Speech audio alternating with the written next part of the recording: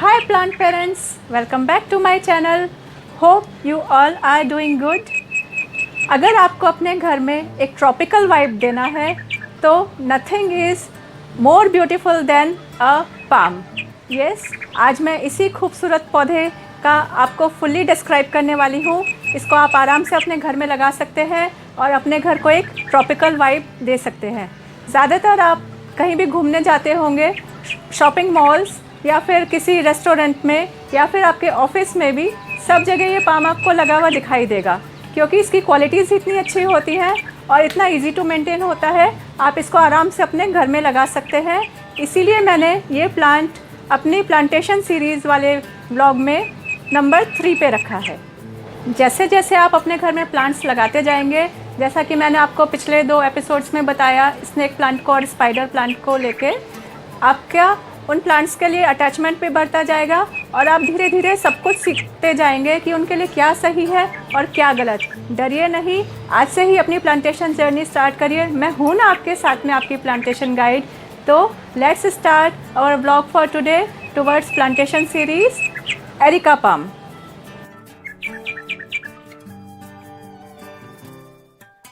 तो आइए अपने एरिका पाम को हम अपने वर्क स्टेशन पर ले आते हैं और इसका आगे का हम प्रोसेस शुरू करते हैं. इसके बारे में हम पूरा डिटेल में जानेंगे. इसके इंट्रोडक्शन, इसके मेंटेनेंस, केयर, इसके बेनिफिट्स, रिपोर्टिंग और इसकी हम घर में कहाँ प्लेसमेंट कर सकते हैं, आज इस वीडियो में हम पूरा जानेंगे.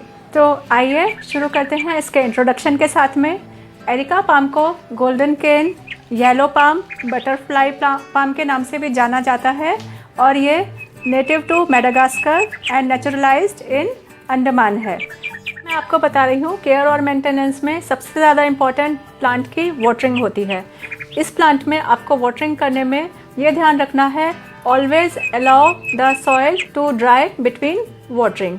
कभी भी उसमें ओवर वाटरिंग तो आपको करनी ही नहीं है, लेकिन साथ ही में जब आप पानी उसमें डालने जा रहे हैं तब आप उसके अंदर पहले मॉइस्चर टेस्ट कर लीजिए. उसका पूरा प्रोसीजर मैंने अपने पिछले वाले व्लॉग्स में आपको एक्सप्लेन किया है, किस तरह से आपको मॉइस्चर टेस्ट करना है, वो आप चेक कर सकते हैं उन व्लॉग्स में. तो आप ऊपर से अगर सॉइल गीली है तब भी उसमें पानी मत डालिए, थोड़ा उसको डीप टेस्ट करके देखिए कि मॉइस्चर है तो नहीं. कई बार ऐसा होता है कि नीचे की लेयर्स जो सॉइल की होती हैं वो ड्राई नहीं हुई होती हैं कम्प्लीटली. ऊपर की लेयर ड्राई हो जाती है because of sunlight and air, लेकिन नीचे वाली लेयर्स वेट ही होती हैं. तो आप थोड़ा डीप उसको टेस्ट करेंगे तो आपको ये आराम से पता चल जाएगा. उसके बाद में जब वो आपको फील हो कि पूरी तरह से सॉइल ड्राई हो चुकी है, तभी इस प्लांट में आप वाटरिंग करिए. नहीं तो ये ओवर वाटरिंग की वजह से ख़राब हो जाएगा, आप उसको बचा नहीं पाएंगे. साथ ही में आप इसका पानी का ये भी ध्यान रखिए कि जब वो नीचे आना शुरू हो जाता है पानी उसका, तो आपको उसके होल्स चेक करने हैं प्लांटर के अपने. अगर वो ब्लॉक होंगे होल्स तो पानी नीचे नहीं आएगा और अंदर ही अंदर एक्यूमुलेट होता जाएगा और प्लांट्स की रूट आपकी सारी रॉटन हो जाएंगी. उसकी वजह से भी प्लांट ख़राब हो जाएगा. तो मेन चीज़ आपको इसकी केयर में पानी का ही ध्यान रखना है. नेक्स्ट जो इसका केयर में ध्यान रखना है वो है लाइटिंग. आपको इसको कभी डायरेक्ट सनलाइट में नहीं रखना है. कोशिश यही करिए कि आप इसको वेल लिट स्पेस पे रखिए. बेस्ट डायरेक्शन उसके लिए ईस्ट है, जहाँ पे मॉर्निंग की 3-4 आवर्स की अच्छी गुनगुनी सी सनलाइट आती है, क्योंकि हार्श सनलाइट में इसकी पत्तियां जलने लग जाती हैं या बिल्कुल ख़राब हो जाती हैं. या फिर आप इसको साउथ या साउथ वेस्ट विंडो के पास भी रख सकते हैं, जहाँ पे ब्राइटली लिट तो होती है वो स्पेस, लेकिन डायरेक्ट सनलाइट नहीं हो. ऐसी स्पेस में आप इसको रखिए. डार्क कॉर्नर में भी नहीं रखना है आपको. इसको आपको ऐसी जगह पर रखना है जहाँ पे अच्छे से रोशनी आती हो या मैक्सिमम 3 और 4 आवर्स की सनलाइट आती हो. इससे ज़्यादा इसको लाइट की ज़रूरत नहीं है. मेंटेनेंस में आपको इसकी कोई बहुत ज़्यादा ज़रूरत नहीं है. ये आराम से अच्छे से ग्रो करता है. जैसा कि मैंने आपको बताया, इसके आप वाटरिंग का और लाइटिंग का ध्यान रखेंगे तो इसमें कोई प्रॉब्लम नहीं आएगी. फिर भी आपको अगर लगता है इसको आपको फर्टिलाइज़ करना चाहिए और अच्छा आप इसको ग्रो करना चाहते हैं, तो आप इनको 1 या 2 अ ईयर स्प्रिंग सीजन में डाइल्यूटेड फर्टिलाइज़र को इसके सॉइल में डाल सकते हैं, क्योंकि इसको ज़्यादा फर्टिलाइज़र की ज़रूरत नहीं होती है. ये आराम से ग्रो करता है, कोई भी प्रॉब्लम नहीं होती है. फिर भी आप स्प्रिंग सीजन में कभी कभी इसको फर्टिलाइज़ कर सकते हैं.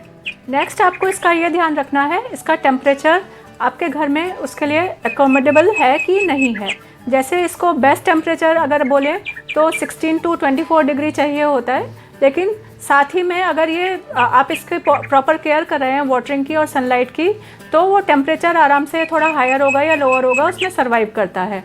जैसे कि अगर हम मुंबई में जैसे रहते हैं तो यहाँ पे ह्यूमिडिटी लेवल बहुत अच्छा होता है, तो हमको इसको स्प्रे करने की रेगुलर ज़रूरत नहीं है। लेकिन नॉर्थ में जाएंगे तो वहाँ पे बहुत गर्म हो जाता है, वहाँ पे इसको ह्यूमिडिटी हमको देनी पड़ती है, आर्टिफिशियली देनी पड़ती है। 40% तक अगर ह्यूमिडिटी है तो इसके लिए अच्छा है, लेकिन अगर इससे कम ह्यूमिडिटी है लेवल है तो आपको इसको स्प्रे करना पड़ेगा इसकी ये लीव्स के ऊपर पानी, क्योंकि ये अल्टरनेट अरेंजमेंट में इसकी लीव्स होती हैं, इनका पर्सपिरेशन बहुत ज़्यादा होता है लीव्स का, तो ह्यूमिडिटी आपको मेंटेन करने के लिए इसके ऊपर पानी स्प्रे करना पड़ेगा। मैं आपको स्प्रे करते हुए दिखा देती हूँ। अगर आप डेली स्प्रे करेंगे तो भी ये प्लांट खुश रहेगा, नहीं तो आप इसको 2 और 3 डेज़ में भी स्प्रे करेंगे तो इसकी लीव्स खुश रहेंगी और ये प्लांट हेल्दी रहेगा। लाइक दिस आप ये सारी लीव्स के ऊपर ये पानी इस तरह से इसमें स्प्रे कर दीजिए, तो इसकी ह्यूमिडिटी लेवल अच्छी रहेगी। 40% इसको ह्यूमिडिटी लेवल चाहिए ही होती है। हमारे एरिका पाम को और किसी मेंटेनेंस और केयर की ज़रूरत नहीं है, ना ही इसमें कोई और भी प्रॉब्लम आती है। कभी कभी इसमें स्पाइडर माइट्स या मिलीबाइट्स की प्रॉब्लम आ जाती है, वो आप चेक करते रहा करिए। बीच बीच में इसकी लीव्स आप देख सकते हैं कि कहीं पे कोई इस तरह वाइट हो जाता है। ये प्लांट हेल्दी है, इसमें नहीं है कोई प्रॉब्लम। जैसे ही अगर आपको ऐसा लगे कि आपके एरिका पाम में कुछ इस तरह का इन्फेक्शन हो रहा है, तो आपको उसके लिए कुछ आराम से घर में ही वो कर सकते हैं। कोई इंसेक्टिसाइडल सोप लेके उसको डाइल्यूट करके पानी में स्प्रे बॉटल में इस तरह से भर के आप इसकी लीव्स पे स्प्रे कर दीजिए, वो इन्फेक्शन ईजिली रिमूव हो जाएगा। जितना जल्दी उसको आप रिमूव कर देंगे उतना जल्दी वो इन्फेक्शन ख़त्म हो जाएगा और प्लांट में डेवलप नहीं होगा। बस इतनी ही केयर का आपको इसको ध्यान रखना है और कुछ इसके ज़्यादा इसमें केयर की ज़रूरत नहीं है। मेंटेनेंस में बस आपको एक ये और ध्यान रखना है, जैसे ये लीफ थोड़ी ड्राई हो गई है हमारी, तो इसको हम कट कर देंगे जहाँ तक ये इस तरह से, तो ये प्लांट की एनर्जी को ड्रेन नहीं करेगा। और मैंने आपको पहले भी बताया था, इन लीव्स को आप फेंकिए मत, मैं आपको कंपोस्ट बनाना भी सिखाने वाली हूँ, तो आप इनको उसमें यूज़ कर सकते हैं। आ जाते हैं इसकी रिपोर्टिंग पे। जैसा मैंने आपको पहले भी बताया है, कभी भी प्लांट को तब तक रिपोर्ट मत करिए जब तक कि वो रूट बाउंड ना हो जाए या उसके प्लांटर में से नीचे से रूट्स आनी शुरू ना हो जाए। इस प्लांट को भी, हमारे एरिका पाम को ज़्यादा ज़रूरत नहीं है रिपोर्टिंग की, इसको पसंद नहीं होती है रिपोर्टिंग। तो अगर आप नर्सरी से लेके आए हैं या आपने ऑनलाइन मंगाया है, जहाँ से भी आपने ये प्लांट लिया है, उसको लाते ही कभी रिपोर्ट मत करिए। उसी सेम प्लांटर में या जिस ग्रो बैग में वो आया है उसको कुछ दिन लगा रहने दीजिए। उसके बाद जब आपको लगे कि वो रूट बाउंड हो रहा है या सफिशेंटली उसकी ग्रोथ नहीं हो रही है, तभी उसको चेंज करिए उसकी लोकेशन, अदरवाइज़ मत करिए। और साथ में रिपोर्टिंग में आपको सॉइल का इसमें कुछ खास ध्यान नहीं रखना है। नॉर्मल गार्डन सॉइल आप इसमें यूज़ कर सकते हैं। बस इतना ध्यान रखना है कि उसके अंदर क्ले का मिक्सचर ज़्यादा ना हो। सॉइल के अंदर जो काली वाली मिट्टी आती है ना, उसके अंदर थोड़ा क्ले ज़्यादा होती है, तो क्ले में क्या होता है, पानी जमने लग जाता है, जिसकी वजह से इसकी रूट रॉट होनी शुरू हो जाती है। तो जो आप सॉइल लेंगे वो ऐसी रखिए जिसमें पानी आराम से नीचे तक निकल जाए और पूरी रूट्स में वो फैल जाए। इससे ज़्यादा इसमें आपको किसी तरह की सॉइल में कुछ और कंपोस्ट मिलाना या फिर परलाइट मिलाना, ऐसी सब कुछ ज़रूरत नहीं है। वैसे तो इस प्लांट को रिपोर्टिंग 2-3 साल तक आराम से ज़रूरत नहीं पड़ती है। आप जहाँ से भी लेके आए हैं अच्छे से वो ग्रो कर जाता है। जब आपको रिपोर्टिंग की ज़रूरत लगे, मेरे को भी शायद आराम से इस प्लांटर में लगा के 4 to 5 ईयर्स हो चुके होंगे। इस प्लांट को ये आराम से चल रहा है इस तरह से। अगर आपको चेंज करना ही है तो आप इसका मेज़रमेंट ले लीजिए पहले एक बार। जैसे ये पॉट मेरा 7 इंच के आसपास है, और अगर अब मुझे इसको चेंज करना है तो मैक्सिमम मैं इसका 2 इंच और बड़ा पॉट लूँगी। इससे ज़्यादा बहुत बड़े पॉट में मत रखिए। जैसे ये 7 इंच का पॉट है तो आप इसके लिए 14 इंच का पॉट लेके आ जाइए, ऐसा मत करिए।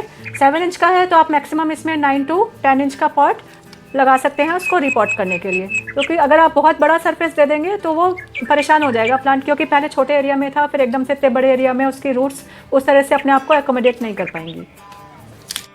अब आ जाते हैं हम एरिका पाम के बेनिफिट्स पे। तो जैसा मैंने आपको बताया कि जगह जगह ये लगा हुआ देखा होगा, ये आपके इस एरिया को ब्यूटीफाई करने के साथ साथ में आपकी इंडोर एयर क्वालिटी को भी बहुत अच्छे से इम्प्रूव करता है।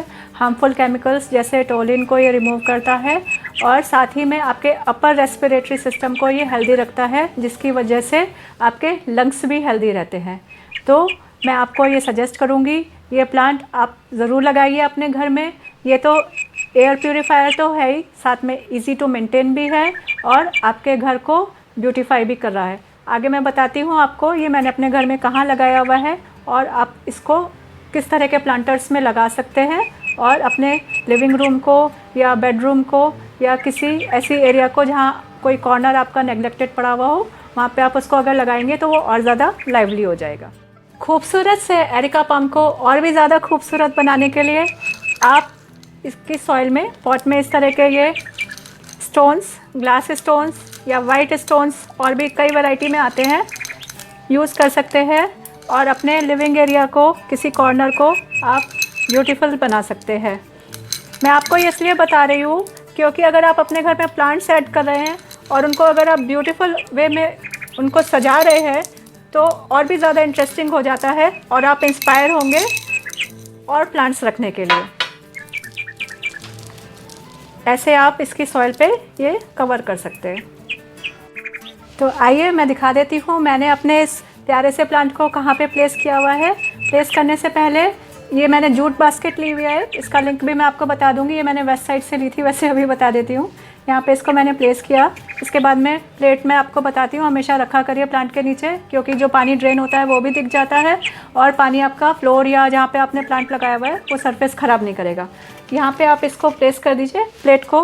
उसके बाद में किसी भी सुंदर से प्लांटर में ऐसे आप ये प्लांट लगा सकते हैं। आपको इस तरह के वीडियो देखना पसंद है तो प्लीज़ मेरे चैनल को सब्सक्राइब कर लीजिए और अगर अभी तक आपने देखा है तो इट मीन्स आपको अभी तक ये पसंद आया है, तो लाइक ज़रूर दे दीजिएगा। और आगे आने वाले व्लॉग्स में भी मैं इसी तरह के वीडियोस आपको देती रहूँगी। तो मिलते हैं अपने नेक्स्ट व्लॉग में। That's it for today. This is your plantation guide Gauri signing off for today. Please be happy and go green. Bye bye.